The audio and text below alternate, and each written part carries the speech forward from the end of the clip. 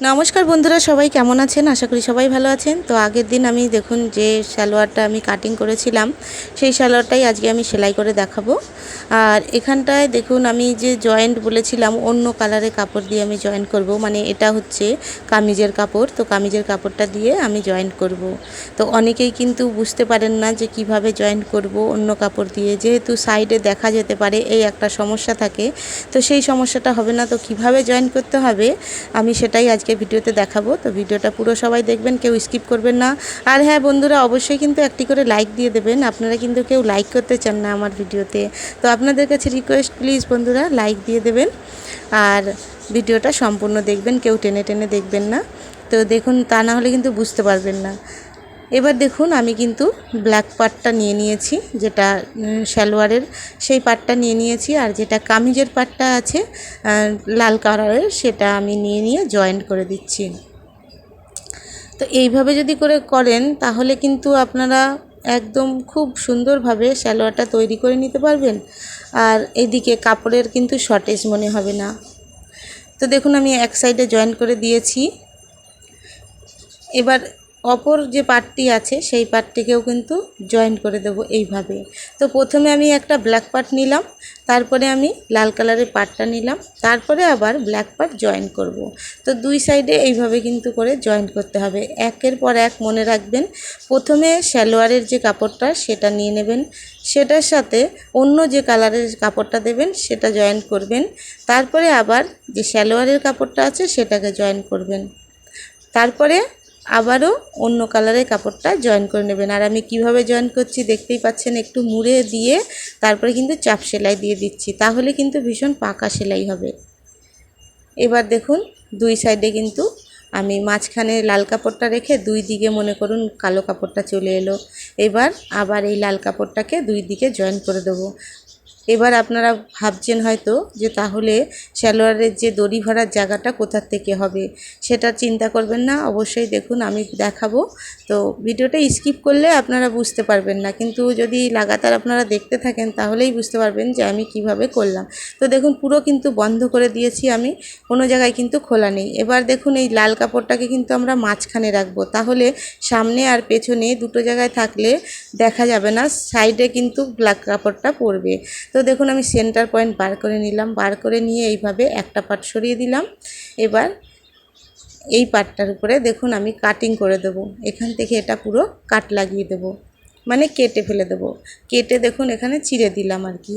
তো এরপরে এখানে আপনাদের কিন্তু ওই পয়েন্টটা করতে হবে যেখানে দড়ি ভরার জায়গাটা। তো দেখুন এখানে আপনারা যে 2 ইঞ্চি মতন আমি জায়গা রেখেছি, 2 ইঞ্চি যে চওড়া মুড়ব সেই জায়গাটায় একটা পয়েন্ট লাগিয়ে দিলাম। আর এইভাবে 1.25 ইঞ্চি নিচে আর একটা পয়েন্ট লাগিয়ে দেবেন। আর সাইডের থেকে কতটা মার্জিন নেবেন দেখুন, 1/2 ইঞ্চি করে মার্জিন নিয়ে নেবেন। নিয়ে এবার দেখুন সেলাইটা কিভাবে দিচ্ছি। যেখানটায় আমি প্রথম পয়েন্টটা করেছি সেই জায়গাটায় একটা টাক সেলাই দিয়ে দিলাম, মানে 2-3 বার সেলাই দিয়ে দিলাম, লক সেলাই। তারপরে আবার নিচে এসে লক সেলাই, তারপরে নিচে এসে আবার লক সেলাই, এইভাবে। আর ওখানটা কিন্তু ছেড়ে দিলাম, ওখানে সুতোটাকেও কেটে দিলাম। এবার দেখুন এই জায়গাটা কীরকম গ্যাপ ছেড়ে গেছে, ওখানে ছেড়ে দিয়ে তারপরে সেলাই করতে হবে। এই যে গ্যাপটা আমি ছেড়েছি এটা দিয়েই কিন্তু দড়িটা ভরার জায়গা করতে হবে। এবার দেখুন মাঝখান থেকে পুরো আমি চিড়ে দিলাম এইভাবে দুই পাশে সেলাইয়ের যে কাপড় মার্জিনটা নিয়েছি সেই কাপড়টাকে কিন্তু দুই দিকে ছড়িয়ে দিলাম নখ দিয়ে এইভাবে। তারপরে এবার সাইডে এইভাবে মুড়ে দিয়ে চাপ সেলাই দিতে হবে, এইভাবে ভাঁজ করে মুখটা বন্ধ করে দিয়ে চাপ সেলাই দিয়ে দেবেন।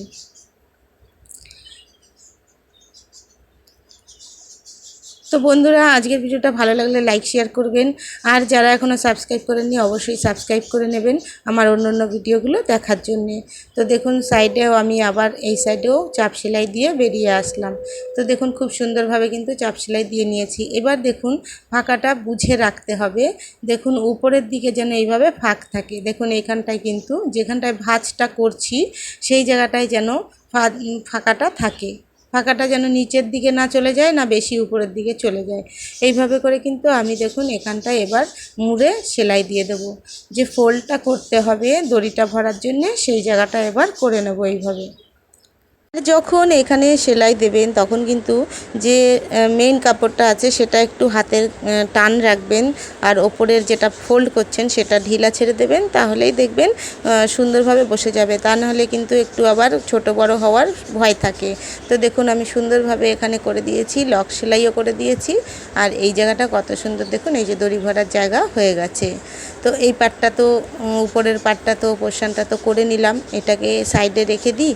আর এরপরে দেখুন সেন্টার পয়েন্টটা করে রাখছি। সেন্টার পয়েন্টটা করে রাখলে কি হবে, যখন আমরা কুচিটা লাগাবো সালোয়ারে তখন ঠিকভাবে করতে পারবো। এবার সেন্টার পয়েন্টেরও আবার সেন্টার পয়েন্ট করে রাখলাম, তাহলে আমাদের 4 টুকরো কিন্তু ভাগ হয়ে গেল, মানে 4টে পার্টে ভাগ হয়ে গেল। এই যে পয়েন্টগুলো করে রাখলাম, তাহলে আমরা যখন সালোয়ারটা যখন মেইন ফেব্রিকের সাথে আমরা এটা জয়েন করব তখন কিন্তু খুব ভালোভাবে আমরা করে নিতে পারবো, টেরা বেঁকা হয়ে যাবে না। এবার দেখুন এটা হচ্ছে পার্ট, আমি এই মেইন পার্ট যে দুটো পার্ট কাটিং করেছিলাম, পার্ট দুটো হয়, কলি 4টে হয়। তো দেখুন পার্ট দুটোর মধ্যে একটা পার্ট আমি নিয়ে নেব। তো পার্ট দেখুন এখানটায় এই যে এই পার্টটাকে সোজাভাবে আছে, তো এই পার্টটা আমি নিয়ে নিলাম, এই পার্টটাকে সোজা করে রেখে নিলাম। এবার এই কলিগুলো দেখুন দুই রকমের কলি আছে, একটা কলি হচ্ছে বন্ধ কলি আর একটা কিন্তু খোলা কলি। তো দেখুন এটা কিন্তু এখান থেকে জয়েন্ট আছে, আপনাদের কাটিংয়ের সময় দেখিয়েছি হয়তো মনে আছে আপনাদের। তো দেখুন এইটা কিন্তু বন্ধ কলি আর এটা কিন্তু খোলা কলি আছে, দুটো খোলা কলি আর দুটো আছে জয়েন্ট কলি। তো এই যে জয়েন্ট কলি এটাকে নিয়েই আমরা কাজ শুরু করব, প্রথমে জয়েন্ট করা শুরু করব। আর এই খোলা কলি দুটো সাইডে রেখে দিলাম। এবার বন্ধ কলিটা সোজাভাবে খুলে দেব, বন্ধ কলিটা সোজাভাবে খুলে দিয়ে এর উপরে একটা পার্ট বসিয়ে জোড়া লাগিয়ে দেব। তো দেখুন এইভাবে এই যে সোজা সোজা দিক, মানে ওই পাটের সোজা দিক আর কলিটার সোজা দিক ভেতরের দিকে রেখে তারপরে এইভাবে সেলাই দিয়ে দেব, জোড়া লাগিয়ে দেবো আর কি। তো একটা কলি তো এই সাইডে জোড়া লাগিয়ে দিলাম, মানে একটা কলি বলতে সরি, মানে একটা পার্ট এই পাশে জোড়া লাগিয়ে দিলাম, আর কলির অপর সাইডে অপর পার্টে আর একটা পার্ট জোড়া লাগিয়ে দেব। এটা যেহেতু বন্ধ কলি, তো কলির দুই সাইডে দুটো পার্ট জয়েন করতে হবে, ভীষণ ইজি। যারা সালোয়ার তৈরি করতে জানেন না তাদের জন্য আমি বলছি, যারা পারেন তারা তো পারেনই, কিন্তু যারা পারেন না তাদের জন্য আমি বলছি। সব সময় মাথায় রাখবেন বন্ধ কলিটা নিয়ে কাজ শুরু করবেন, আর বন্ধ কলিটার দুই সাইডে দুটো পার্ট লাগিয়ে দেবেন, তাহলে কোনো সময় কিন্তু ভুল হবে না। এবার দেখুন এই যে দুটো পার্ট দুই দিকে করে, একটা পার্ট নিচে রেখে জয়েন করেছি আর একটা পার্ট ওপরের দিকে রেখে জয়েন করেছি, তাহলে কিন্তু আর উল্টো সোজা হওয়ার ভুল হবে না। এবার দেখুন এই যে পার্টটা লাগিয়ে দিয়েছি, এবার এই পার্টটাকে খুলে দিলাম। এবার এই পার্টের এই সাইডে একটা কলি লাগিয়ে দেব, যে খোলা কলি দুটো রাখা ছিল তার একটা কলি এই পার্টে লাগিয়ে দেব। এবার দেখে নেবেন কোন পার্টটা লাগছে, সোজা দিকটা ভেতরের দিকে রাখবেন, উল্টো দিকটা বাইরের দিকে রেখে সেলাই দেবেন। তো একটা কলি এখানে আমি লাগিয়ে দিয়েছি, এবার অন্য কলিটা ওই পাশের পার্টে লাগাতে হবে।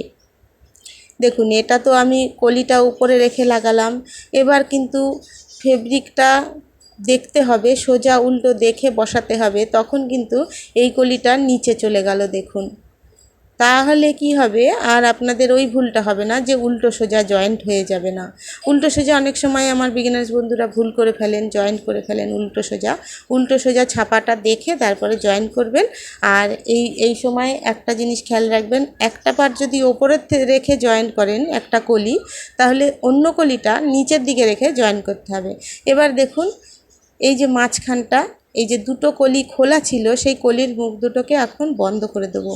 তো দেখতে হবে সোজা দিকটাই ঠিক আছে কি না, প্যাঁচ না খেয়ে যায়, তারপরে এইভাবে সেলাই করে দেবো। এইভাবে দেখুন মুড়ে যেইভাবে আমি পাকা সেলাই দিয়ে দিলাম, এরপরে আমি এর উপর দিয়ে চাপ সেলাই দিয়ে দেবো। অন্য মানে সেলাইগুলো যেভাবে করেছি ঠিক সেইভাবে এই জয়েন্টটা করে নিলাম। এবার দেখুন আমি কিন্তু এই সেলাইটা করে নিয়েছি, জয়েন্ট করে নিয়েছি। এবার এখানে কুচি লাগানোর পালা। এবার দেখুন এখানে যেটা করতে হবে, এই যে আমরা যে জয়েন্ট করে নিলাম, প্রত্যেকটা পার্ট কলি আমরা জয়েন্ট করে নিয়েছি, তো অনেকটা বেশি কিন্তু ঘের দেখতেই পাচ্ছেন এখানটায়। তো এই ঘেরটা কিন্তু আমরা কুচি দিয়ে মেকআপ করতে হবে, কুচি দিয়ে এই জিনিসটাকে ঘেরটাকে মেকআপ দিতে হবে।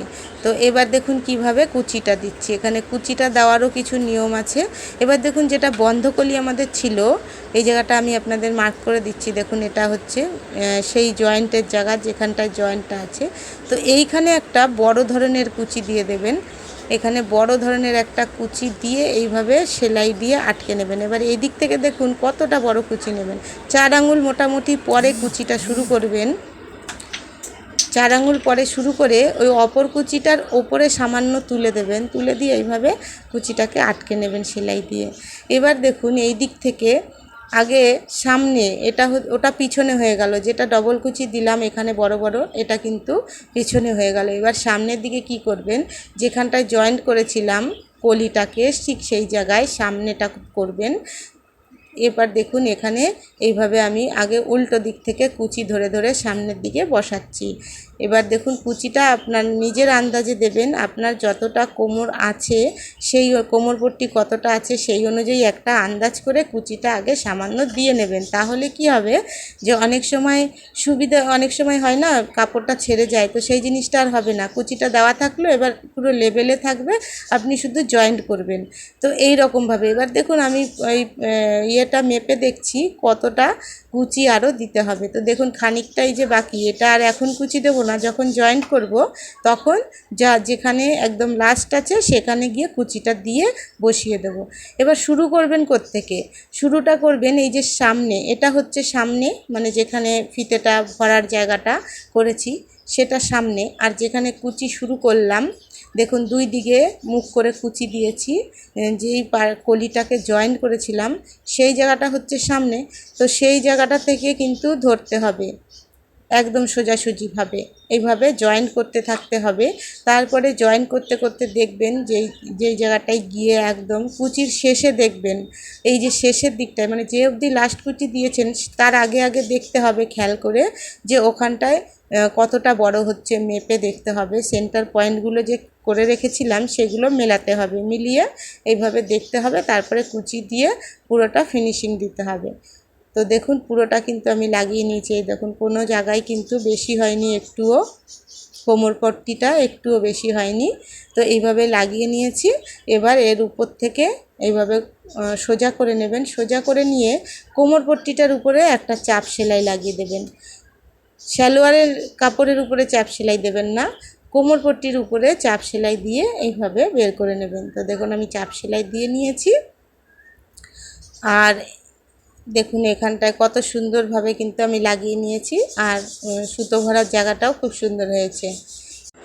তো এবার পোছে বানাতে হবে, তো তার জন্য আগে ওপর থেকে সালোয়ারটাকে মেপে নেবেন।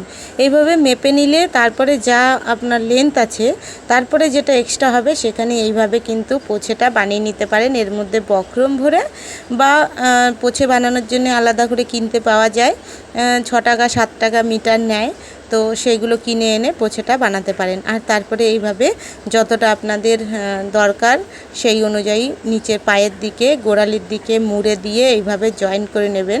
তবে এখানটায় কিন্তু খেয়াল রাখবেন এই যে জয়েন্টটা, কলির এখানে যে জয়েন্টটা আছে সেই জয়েন্টটাকে কিন্তু ঠিক ঠিক মেলাতে হবে, তা না হলে কিন্তু সালোয়ার ঘুরে যাবে বারবার। তো দেখুন জয়েন্টটা আমি ঠিক মতন দেখলাম, একটা ছোট আর একটা একটুখানি বড় হচ্ছে, মানে ছোট বড় একটু সামান্য হচ্ছে, তো সেটা আমি বুঝে করে দেবো টেনে। এবার দেখুন কতটা আমার দরকার বেশি ঠিক ততটাই কিন্তু আমি রেখে এখানে সেলাই দেব। তো 6.5 ইঞ্চি মতন আমি এখানে রেখে 6.75 ইঞ্চি মতন এখানে আমি লক সেলাই করে দিলাম আগে। আর তারপরে এবার দেখুন ওপরের পাটটা একটু ছোট হচ্ছিল বলে ওপরের পাটটাকে আমি একটু টেনে ধরে সেলাই দিয়ে দিচ্ছি। এইভাবে করে মানে জয়েন্টটা যেন ঠিক থাকে, সেন্টার পয়েন্টটা যেন ঠিক থাকে সেইভাবে ধরে এভাবে জয়েন্ট লাগিয়ে দেবেন। তো যাই হোক বন্ধুরা, আজকে এই ছিল ভিডিও। তো যদি ভালো লেগে থাকে অবশ্যই একটা লাইক দিয়ে দিয়েন, আর এত অবধি পুরো ভিডিওটা দেখার জন্য থ্যাংক ইউ সো মাচ। দেখা হচ্ছে নেক্সট ভিডিওতে।